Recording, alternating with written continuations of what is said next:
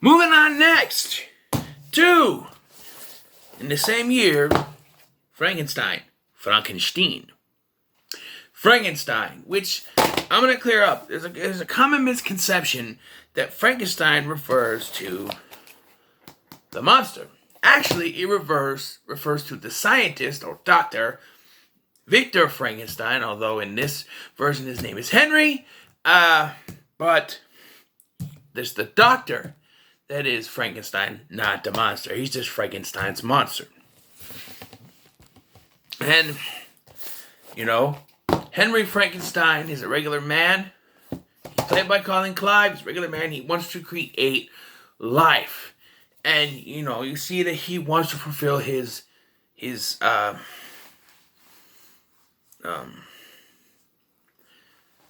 wants to fulfill his dream of creating a human being, a physical being out of the body parts of other people. So he sends his assistant, Carl, played by Dwight Fry, who's not as good as this one as he was in Dracula, but still, to go get a brain.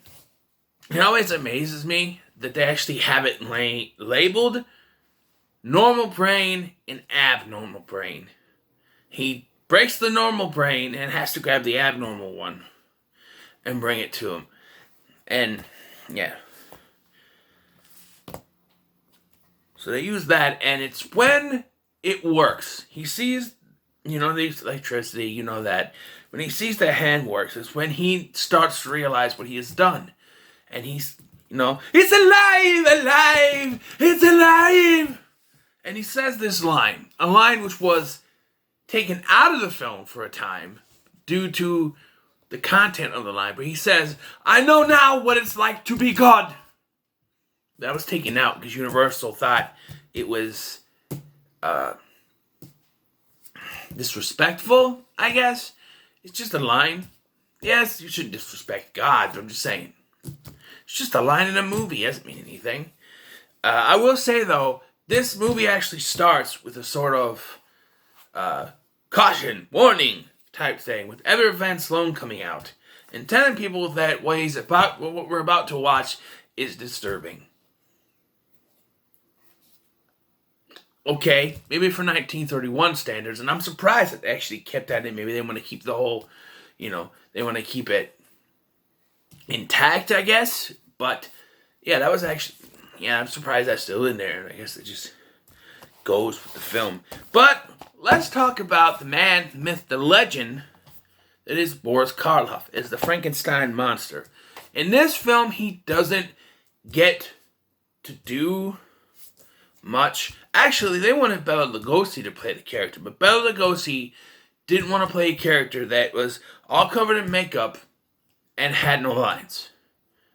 Ironically, though, he would end up playing the Frankenstein monster in a future film, just not here. But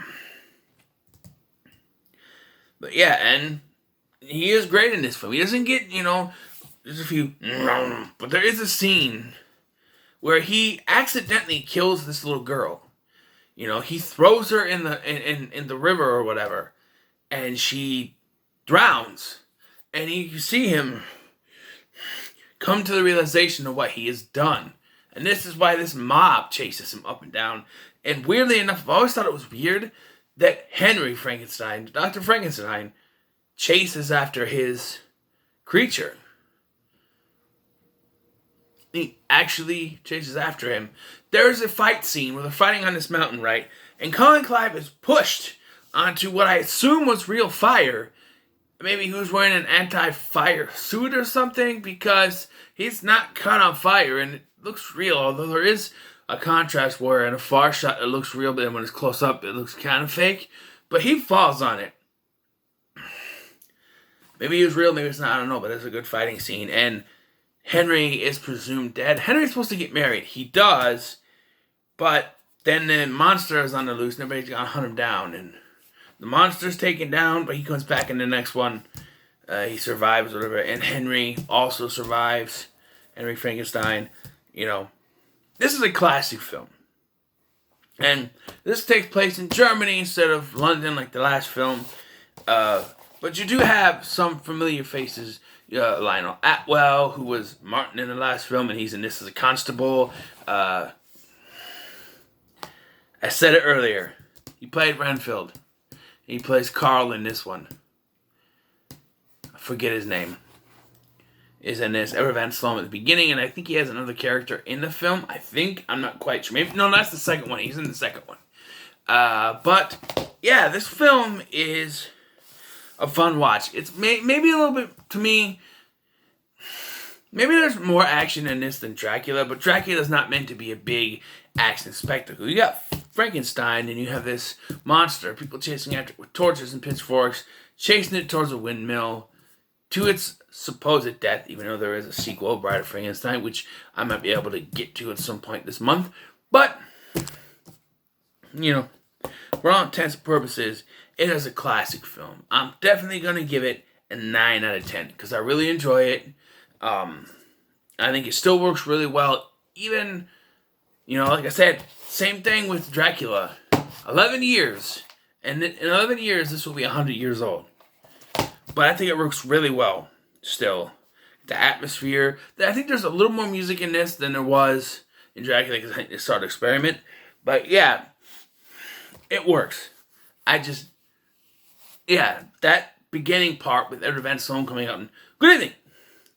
What you're about to see is disturbing. I'm just like, disturbing maybe from 1931, but 2020, almost 100 years later, 90 years, who knows. But yeah, 9 out of 10. It's enjoyable, to be sure.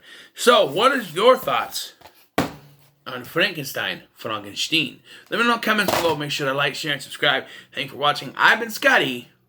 See you in the next one.